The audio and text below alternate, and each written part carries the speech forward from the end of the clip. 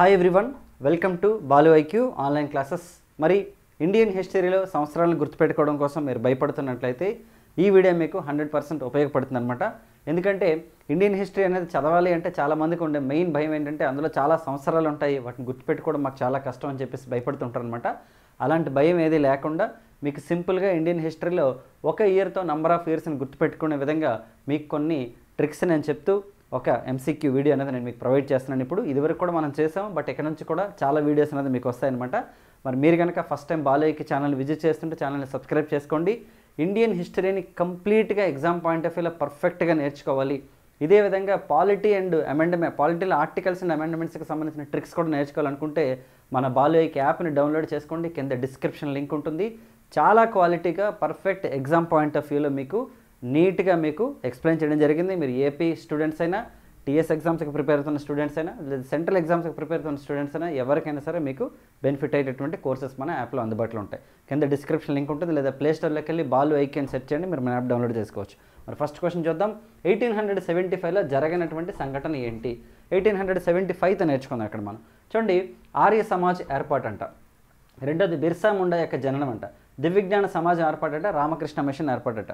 మరి ఈ నాలుగిట్లో 1875తో సంబంధం లేనిది ఏంటి? మనం ఏంటంటే ఒక్కొక్కసారి ఒక్కొక్కటి చదువుతాం. ఆర్య సమాజ్ ఒక దగ్గర చదువుతాం, బిర్సా ముండా గురించి ఒక దగ్గర చదువుతాం, రామకృష్ణ మిషన్ గురించి ఒక దగ్గర చదువుతాం, అలాగే దివ్యజ్ఞాన సమాజం గురించి ఒక దగ్గర చదువుతాం. అలాంటప్పుడు ఏంటంటే అన్నీ ఒకే దగ్గర మీరు గుర్తుపెట్టుకోవడం కష్టం. కాబట్టి నేను మీకు ఇక్కడ ఇస్తున్నది ఏంటంటే అన్నీ ఒకే దగ్గర ఇస్తున్నాను. చూడండి, ఆర్య సమాజ్ ఏర్పాటు అనేది పర్ఫెక్ట్లీ కరెక్ట్ అండి. 1875లో మనకి ముంబైలో ఆర్య సమాజ్ మనకి దయానంద సరస్వతి గారి యొక్క నేతృత్వంలో ఏర్పాటైందనమాట. మరి ఇది కూడా కరెక్ట్. 1875లో మనం తీసుకుంటే బిర్సా ముండా గారి యొక్క జననం 1875 నుంచి 1900 వరకు ఉన్నారనమాట. బిర్సా ముండా ఎవరైతే మనకి గిరిజనులు ఉన్నారో వాళ్ళకి ఒక ఆరాధ్య దైవం అనమాట. మనకి ఈ మధ్య 150వ బిర్సా ముండా జయంతి 2025 నవంబర్లో జరుగుతుంది మనకైతే. దానికోసం 118 మందితో కలిపి ప్రధానమంత్రి గారి నేతృత్వంలో ఒక ఉన్నత స్థాయి కమిటీని కూడా మనకి గవర్నమెంట్ ఏర్పాటు చేయడం జరిగింది. దానికి సంబంధించిన ఒక షార్ట్ వీడియో కూడా పెట్టాను, మీరు వీలైతే చూడండి అది కూడా. నెక్స్ట్ దివ్యజ్ఞాన సమాజం ఏర్పాటండి. దీన్నే మనం థియోసాఫికల్ సొసైటీ అంటాం. ఇది కూడా 1875, ఇది కూడా 1875లోనే ఏర్పాటైందనమాట. సో థియోసాఫికల్ సొసైటీని మనకి మేడం బ్లావెట్స్కి అండ్ కల్నల్ వోల్కట్లు మనకి స్టార్ట్ చేయడం జరిగిందనమాట. మరి భారతదేశానికి 1879లో ఇది వచ్చింది. ఇందులో జాయిన్ అవ్వడం కోసం తర్వాత అనిబిసెంట్ గారు కూడా వచ్చారనమాట. సో మూడు కూడా మనకి 1875తో సంబంధమే. సో జరగనిది అని అడిగారు కదా, రామకృష్ణ మిషన్ అండి. Ramakrishna mission established by Swami Vivekananda in the year 1897. Swami Vivekananda మనకి 1897లో బేలూరులో రామకృష్ణ మిషన్ ప్రారంభించారు. ఎందుకంటే స్వామి వివేకానంద రామకృష్ణ పరమహంస యొక్క శిష్యులు. ఓకేనండి, చాలా చాలా ఇంపార్టెంట్. సో మనం ఆల్రెడీ ఇది ఎక్కడ డిస్కస్ చేసుకున్నాం, దివ్యజ్ఞాన సమాజం రామకృష్ణ మిషన్ అంటే మనం రినేజాన్స్ అని ఒక టాపిక్ ఉంటుంది ఇండియన్ హిస్టరీలో, అందులో మనం డిస్కస్ చేయడం జరిగింది డీటెయిల్గా. సో ఇది ఫస్ట్ క్వశ్చన్ అండి. మరి రెండోది తెద్దాం. ఇంకోటి చూసుకుంటే మరి 1875 ఓకే చదివాం సార్, ఇంకేమైనా ఇంపార్టెన్స్ ఉంటుందంటే 1875కి మీరు జస్ట్ ఒక 10 ఇయర్స్కి వెళ్ళిపోయారు అనుకోండి, 1885 వస్తుంది. ఇక్కడ ఇండియన్ నేషనల్ కాంగ్రెస్ ఫార్మేషన్ వస్తుంది. ఇండియన్ నేషనల్ కాంగ్రెస్ చాలా ఇంపార్టెంట్, మీకు తెలుసు కదా, దానికి సంబంధించి కూడా మీరు నేర్చుకోవచ్చు. ఓకేనా, రైట్ నాన్న. నెక్స్ట్ క్వశ్చన్ చూద్దాం. రైట్, 1920 ఆగస్టు 1వ తేదీన జరిగిన సంఘటనలు ఏంటంటే చూడండి, ఇక్కడ డైరెక్ట్ డేట్ కూడా ఇచ్చాను మీకు. ఇక్కడ ఇలాంటిది ఇంకోటి ఉంది, 1932 సెప్టెంబర్ 24 కూడా ఉందన్నమాట. 2 ఇన్సిడెంట్లు జరిగాయి అనమాట. అంటే 2 ఇంపార్టెంట్ సంఘటనలు ఉన్నాయి, ఈవెంట్స్ ఉన్నాయి అక్కడ. అది కూడా మనం డిస్కస్ చేద్దాం లేటర్. చూడండి, గాంధీజీతో సహాయ నిరాకరణ ఉద్యమం స్టార్ట్ అయిందంట 1920 ఆగస్టు 1వ తేదీన. సహాయ నిరాకరణ అంటే non cooperation movement started by Mahatma Gandhi and 1 August 1920. Okay. 2 Balgangadhar Tilak మరణం అండి. బాలగంగాధర్ తిలక్ మనకి చాలా పాపులర్ కదా. ఏంటంటే మనకి Balgangadhar Tilak home rule league ఉద్యమంలో చాలా పాపులర్ పర్సన్ అనమాట. ఇన్ఫ్యాక్ట్ చెప్పాలంటే మనకి భారతదేశ చరిత్రలో మోస్ట్ ఇంపార్టెంట్ పర్సన్స్లో మనకి తిలక్ ఒకరు. అలాగే ఎక్స్ట్రీమిస్ట్ మూమెంట్లో కూడా ఆయన పార్టిసిపేట్ చేయడం జరిగిందనమాట. అలాగే 7 సంవత్సరాల పాటు మాండలే జైల్లో ఉన్నారండి. అక్కడే ఆయన రచించిన పుస్తకం మనకి గీత రహస్య అనే పుస్తకం రాశారు. మరి బాలగంగాధర్ తిలక్ కరెక్టే 1920 ఆగస్టు 1వ తేదీన మరణించారనమాట. సో మరి 2 స్టేట్మెంట్లు కరెక్టే కాబట్టి both 1 and 2 is the answer. So 1920కి సంబంధించింది ఇంకా ఉన్నాయి, ఇంకా చాలా ఉన్నాయి మనకి. ఓకే, నెక్స్ట్ అంటే 1893కి సంబంధించి సరికాని సంఘటన ఏంటంటే 1893కి సంబంధించి సరికానిది ఏంటంటే, అందుకని ఇక్కడ నేను మీకేంటి, మీరు క్వశ్చన్ చూసేలోపు స్పెసిఫిక్గా నేను ఒక ఇయర్ మెన్షన్ చేస్తున్నాను, డీటెయిల్గా మెన్షన్ చేసి దాంట్లోనే ఇంపార్టెంట్ కానిది దానికి సమాధానం లేనిది ఏంటో నాకు క్వశ్చన్ ఇస్తున్నాను, మీరు కూడా కింద ఆన్సర్ పెట్టచ్చు అనమాట. ఓకే, మరి చూద్దామండి. అనిబిసెంట్ భారతదేశానికి వచ్చారంట 1893లోనే. ఓకే, నెక్స్ట్ గాంధీ దక్షిణాఫ్రికా ప్రయాణం అంట. మహాత్మా గాంధీ దక్షిణాఫ్రికా వెళ్ళారంట. స్వామి వివేకానంద చికాగో పార్లమెంట్ సమావేశంలో ప్రసంగించారంట. తర్వాత శివాజీ ఉత్సవాలు స్టార్ట్ అయ్యాయంట. మరి ఇందులో కరెక్ట్ కానిది ఏంటండి అంటే చూడండి, అనిబిసెంట్ భారతదేశానికి రావడం కరెక్టే. 1893లోనే వచ్చారు ఆమె. ఓకే, 1893లోనే ఇండియాకి వచ్చారండి. ఆమె మేడం బ్లావర్స్కి రచించినటువంటి రహస్య సిద్ధాంతం సీక్రెట్ డాక్టర్ అనే పుస్తకం చదివి ప్రభావితులై ఓకే మనకి ఆమె ఇందులో జాయిన్ అయ్యారు, ఇందులో థియోసాఫికల్ సొసైటీలో జాయిన్ అయ్యారు అనమాట. తర్వాత చైర్పర్సన్ కూడా అయ్యారు. అలాగే ఇండియాలో హోమ్ రూల్ లీగ్ ఉద్యమంలో కూడా పార్టిసిపేట్ చేశారు ఆమె. 1917లో ఇండియన్ నేషనల్ కాంగ్రెస్కి ప్రెసిడెంట్ అయినటువంటి మొట్టమొదటి ఉమెన్ కూడా మనకి అన్ని బెసెంట్ అనమాట. ఓకే, సో మరి గాంధీ దక్షిణాఫ్రికా ప్రయాణం అండి. సో గాంధీ గారు 1893లో దక్షిణాఫ్రికా వెళ్ళి దాదాపు 1915 వరకు ఉన్నారనమాట. అంటే దాదాపు 22 సంవత్సరాల పాటు గాంధీ అనమాట సౌత్ ఆఫ్రికాలోనే ఉండడం జరిగింది. 1869లో ఓకేనండి జననం అంది గాంధీ గారిది. 1893లో ఆయన సౌత్ ఆఫ్రికాకి వెళ్ళారు, ఇది కూడా కరెక్ట్ అబ్సల్యూట్లీ. మరి 1894లో అంటే ఆయన అక్కడికి వెళ్ళిన నెక్స్ట్ ఇయర్లోనే నటాల్ ఇండియన్ కాంగ్రెస్ని కూడా ప్రారంభించారు, నటాల్ నేషనల్ కాంగ్రెస్ కూడా ప్రారంభించారనమాట అతను. ఓకేనా. నెక్స్ట్ అండి స్వామి వివేకానంద చికాగో పార్లమెంట్ సమావేశంలో ప్రసంగం, ఇది కూడా కరెక్టే. ఓకేనండి స్వామి వివేకానంద 1893లో ఓకేనండి ఓకేనండి ప్రపంచ స్థాయి మతానికి సంబంధించినటువంటి పార్లమెంట్ సమావేశంలో అయితే మాట్లాడడం జరిగిందండి చికాగోలోని, ఇది కూడా చాలా చాలా ఇంపార్టెంటే. ఓకే, ఇందాక 1897 అంటే పార్లమెంట్ సమావేశాలు ముగించుకొని వచ్చాక చికాగోలోని 1897లో ఇక్కడ రామకృష్ణ మిషన్ ప్రారంభించారు కాబట్టి 1897, 1893 శివాజీ ఉత్సవాలు ప్రారంభం, ఇది కరెక్ట్ కాదు. ఎందుకంటే శివాజీ ఉత్సవాలు కాదండి, బాలగంగాధర్ తిలక్ 1895లో శివాజీ ఉత్సవాలు స్టార్ట్ చేశారండి. మరి 1893లో ఏమైనా స్టార్ట్ చేస్తారా సార్ అంటే స్టార్ట్ చేశారుగా. 1893లో స్టార్ట్ చేసింది ఏంటంటే మనకి గణేష్ ఫెస్టివల్స్ అండి. ఇప్పుడు మనం గణేష్ ఫెస్టివల్స్ చేసుకున్నాం కదా, ఆగస్టు 27 మనకి వినాయక చవితి ఉంది కదా. మరి ఆ గణేష్ ఫెస్టివల్స్ అనేవి అంటే దాన్ని ఒక ఉత్సవంలాగా జరపాలనే కాన్సెప్ట్ ఎవరిదంటే బాలగంగాధర్ తిలక్ అనమాట. 1893లో తొలిసారిగా మనకి గణేష్ ఉత్సవాలు స్టార్ట్ చేశారు. కాబట్టి 1893కి సంబంధించి కానిది ఏదంటే శివాజీ ఉత్సవాలు. శివాజీ ఉత్సవాలు మనకి ఏంటంటే 1895లో స్టార్ట్ అయ్యాయి అనమాట. చాలా చాలా ఇంపార్టెంట్. ఓకేనా. సో మీకు నచ్చిందా? ఇలా మనం చాలా డిస్కస్ చేసుకోవచ్చు అండి. ఆల్రెడీ ఓకే మన హిస్టరీలో అయితే చెప్పిన ప్రతిసారి కూడా మీకు ఆల్రెడీ ఇవన్నీ అడ్రస్ చేస్తున్నా చెప్తుంటాను నేను, కాకపోతే ఎక్స్క్లూజివ్గా చెప్పాలని చెప్తున్నాను ఈ వీడియోలో మీకు. అలాగే నెక్స్ట్ ఏంటంటే ఎవరికైనా ఇండియన్ పాలిటీ డౌట్ ఉండి సార్ మాకు ఆర్టికల్స్ అమెండ్మెంట్స్ అంటే భయం వేస్తుంది అనుకుంటే మీకు ఒక బ్రహ్మాండమైన ట్రిక్స్ కోర్స్ ఉంది మన దాంట్లోని. అందులోనే కాదు మీకు ఏ కోర్స్ తీసుకున్నా సరే మీకు ప్రాపర్గానే ఎక్స్ప్లెయిన్ చేయడం జరుగుతుంది ప్రతిదీ కూడా. ఇండియన్ హిస్టరీ కానీ పాలిటీ కానీ మీకు భయం లేకుండా ఎక్స్ప్లెయిన్ చేయడమే మన యాప్ తలకి టార్గెట్, ఈవెన్ ఇండియన్ ఎకానమీతో సహా. Okay right. సో నెక్స్ట్ చూద్దామండి 1919. చూడండి 1919కి సంబంధించి సరైన సంఘటన కానిది ఏంటంటే అంటే 1919తో ఈ క్వశ్చన్. ఓకే, మాది రౌలట్ చట్టం, మాంటెగ్ జేమ్స్ఫోర్డ్ సంస్కరణలు, జలియన్ వాలాబాగ్ సంఘటన, ఆగస్టు డిక్లరేషన్ అన్నారనమాట. మరి ఏంటో చూద్దాం. చూడండి రౌలట్ యాక్ట్ అనేది మనందరికీ తెలుసురండి 1919లోనే వచ్చింది. ఓకే 1919లో వచ్చింది రౌలట్ చట్టం. ఎందుకంటే ఫస్ట్ వరల్డ్ వార్ అనేది 1914 నుంచి 1918 వరకు జరిగిందనమాట, మొదటి ప్రపంచ యుద్ధం అనేది. సో మొదటి ప్రపంచ యుద్ధం అనేది కంప్లీట్ అయిపోయిన తర్వాత భారతదేశంలో పౌరులు ఎవరైతే ఉన్నారో వాళ్ళు ఎలాంటి ఉద్యమాలు చేయకుండా ఉండాలి, వాళ్ళ యొక్క హక్కుల్ని కాలరాస్తూ ఒక చట్టం వచ్చింది, అదే రౌలట్ చట్టం అనమాట. ఈ చట్టం ప్రకారం ఏంటంటే హెబియస్ కార్పస్ అనే రిటర్న్ తీస్తారు బ్రిటిష్ వాళ్ళు. ఏంటి హెబియస్ కార్పస్ వల్ల ఏంటి ఉపయోగం అంటే ఒక వ్యక్తిని 20 అరెస్ట్ చేసిన తర్వాత 24 వర్కింగ్ అవర్స్లోగా న్యాయస్థానం ముందు పెట్టాలి. ఇది తీసేస్తే ఏంటి వాళ్ళు నిర్బంధించి ఎవరిని ఎన్ని రోజులైనా సరే జైల్లో పెట్టచ్చు అనమాట, ఎలాంటి జ్యుడిషియరీ ఎంక్వైరీగా ఉండదు దాని మీద. ఓకే, ఇది తీసుకొచ్చారండి. దీనికి వ్యతిరేకంగా జరిగింది రౌలట్ సత్యాగ్రహం. మరి ఆ రౌలట్ సత్యాగ్రహం జరిగినప్పుడు రౌలట్ సత్యాగ్రహంలో పాల్గొని ఇద్దరు వ్యక్తులు అరెస్ట్ అవుతారండి, పంజాబ్కి చెందినటువంటి కాంగ్రెస్ లీడర్స్. వాళ్ళు ఎవరంటే డాక్టర్ సత్యపాల్ అండ్ సైఫుద్దీన్ కిచ్లు. వీళ్ళిద్దరిని అరెస్ట్ చేస్తే వాళ్ళ అరెస్ట్కి వ్యతిరేకంగా నిరసనగా అనమాట 1919 ఏప్రిల్ 13న జలియన్ వాలాబాగ్ అనేటటువంటి ఒక పార్కులో ఒక శాంతియుత ఉద్యమం నిర్వహిస్తుంటే అప్పుడు జనరల్ డయ్యర్ అనేటటువంటి ఒక వ్యక్తి వచ్చి నిర్దాక్షిణ్యంగా కాల్పులు జరుపుతారు. అదే జలియన్ వాలాబాగ్ సంఘటన అనమాట. అది కూడా 1919లోనే జరిగింది. మరి మాంటెగ్ జేమ్స్ఫోర్డ్ రిఫార్మ్స్ ఏంటి? బ్రిటిష్ వాళ్ళు 1909లో కొన్ని సంస్కరణలు తెచ్చారు, అవే మింటో మార్లే సంస్కరణలు అనమాట. సో మింటో ఎవరండి అంటే అప్పటి బ్రిటిష్ వైస్రాయి, మార్లే ఎవరండి అంటే అప్పుడు British governor secretary of the state అనమాట.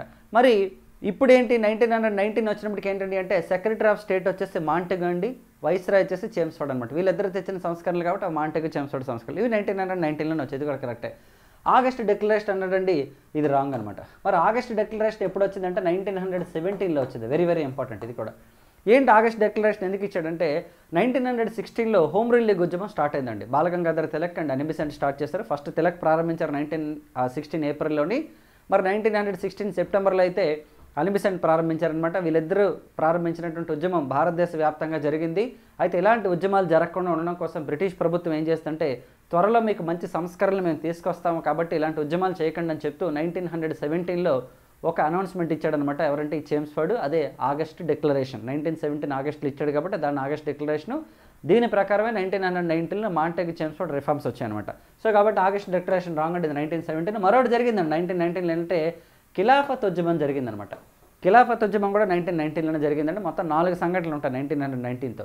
ఖిలాఫత్ ఉద్యమం ఏంటి, మొదటి ప్రపంచ యుద్ధం జరిగిన తర్వాత టర్కీకి చెందినటువంటి ఖలీఫా ఎవరైతే ఉంటారో ఆ ఖలీఫా యొక్క పదవిని తీసేస్తుంది బ్రిటిష్ ప్రభుత్వం.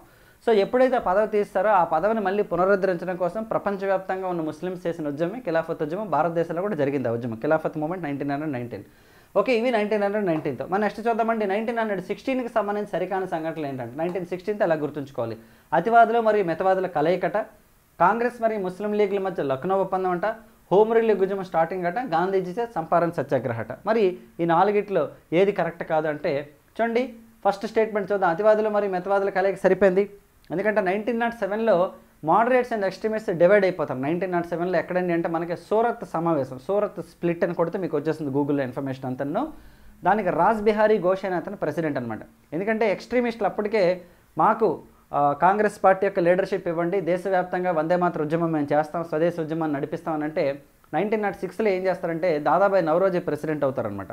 కానీ తర్వాత 1907లో మళ్ళీ జరిగినటువంటి ఒక కాంగ్రెస్ మీటింగ్లో 1907 సూరత్లో జరిగిన మీటింగ్లో ఎక్స్ట్రీమిస్టులు వాళ్ళు డిమాండ్ చేసినప్పుడు కూడా వాళ్ళకి కాంగ్రెస్ లీడర్షిప్ దొరకపోవడంతో ఎక్స్ట్రీమిస్టులు డివైడ్ అయిపోతారండి. సో కాబట్టి సూరత్ స్ప్లిట్ అనేది మనకి 1907, ఇది వెరీ వెరీ ఇంపార్టెంట్. సో మళ్ళీ 1916లో మళ్ళీ కలుస్తారనమాట. ఎక్కడంటే మనకి లక్నోలో కలుస్తారండి. అంబికా చరణ్ ముజుమ్దార్ గారు వచ్చేసి దానికి చైర్పర్సన్ అనమాట ఆ కాంగ్రెస్ మీటింగ్కి. సో 1916లో మోడరేట్స్ ఎక్స్ట్రీమిస్ట్ కలిపారు, అది కరెక్టే. 2 కాంగ్రెస్ మరియు ముస్లిం లీగ్ల మధ్య లక్నో ఒప్పందం. ఓకే, ఇండియన్ నేషనల్ కాంగ్రెస్కి ముస్లిం లీగ్కి ఒక అగ్రిమెంట్ జరుగుతుందండి. ఎందుకంటే 1905లో ఎప్పుడైతే బెంగాల్ విభజన జరుగుతుందో అక్కడ నుంచి కూడా కొంత స్ప్లిట్టింగ్స్ వస్తాయి. ఎందుకంటే తర్వాత కాలంలో ముస్లిం లీగ్ ఏర్పాటైంది 1906లో.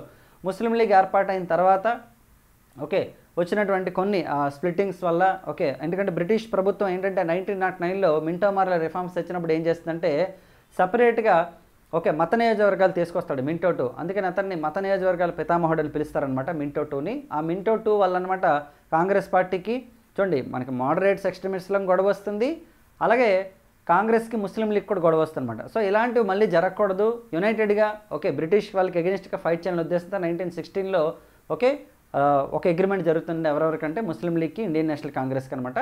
మరి వీటన్నిటిలో కీలక పాత్ర పోషించింది ఎవరండి అంటే బాలగంగాధర్ తిలక్ అండ్ అన్ని బెసెంట్ అనమాట. మరి హోమ్ రూల్ లీగ్ ఉద్యమం ప్రారంభం, ఇది కూడా కరెక్టే. 1916లో హోమ్ రూల్ లీగ్ స్టార్ట్ చేశారు కదా, ఏప్రిల్ అయితే మనకి పూణేలో ప్రారంభించింది బాలగంగాధర్ తిలక్ అండి. 1916 సెప్టెంబర్లో అయితే మెడ్రాస్లోని అడయార్లో ప్రారంభించింది అన్ని బెసెంట్ అనమాట, అలాంగ్ విత్ సుబ్రహ్మణ్యం అయ్యర్, వాళ్ళిద్దరు కలిపి ప్రారంభించారు అక్కడ. మరి గాంధీజీ అయితే చంపారన్ సత్యాగ్రహం అండి. మరి చంపారన్ సత్యాగ్రహం 1917 కదండి. మరి 1916తో ఇంకేమైనా ఉందా అంటే ఉంది. ఎందుకంటే 1915లో గాంధీ గారు భారతదేశానికి వచ్చిన తర్వాత 1916లో ఆయన ప్రారంభించింది ఏంటంటే ఓకే ఆయన సబర్మతి ఆశ్రమాన్ని ప్రారంభించారు. వాస్తవానికి తీసుకుంటే ఆయన వచ్చి ఫస్ట్ గోపాలకృష్ణ గోఖలే గారు స్టార్ట్ చేసినటువంటి సర్వెంట్స్ ఆఫ్ ఇండియా సొసైటీలో జాయిన్ అవ్వాలనుకుంటారు. కానీ 1915లో గోఖలే గారు మరణించడంతో ఆయన 1916లో గాంధీ గారు ఏం చేస్తారంటే సబర్మతి ఆశ్రమాన్ని ప్రారంభించి అక్కడ నుంచి ఆయన యొక్క కార్యక్రమాలని ప్రారంభిస్తారనమాట. చాలా చాలా ఇంపార్టెంట్. సో 1917లో మనకి చంపారన్ సత్యాగ్రహం జరిగింది. ఓకే, సో నెక్స్ట్ క్వశ్చన్ చూద్దామండి. రైట్, చూడండి క్రింది వాళ్ళ 1925కి సంబంధించి సరికానిది ఏంటంట. ఓకేనండి, 1925కి సంబంధించి సరికానిదండి. ఆర్ఎస్ఎస్ ఏర్పాటు, అలాగే సిపిఐ ఏర్పాటు, స్వరాజ్ పార్టీ ఏర్పాటు, కాకోరి సంఘటన అన్నారు ఇక్కడ.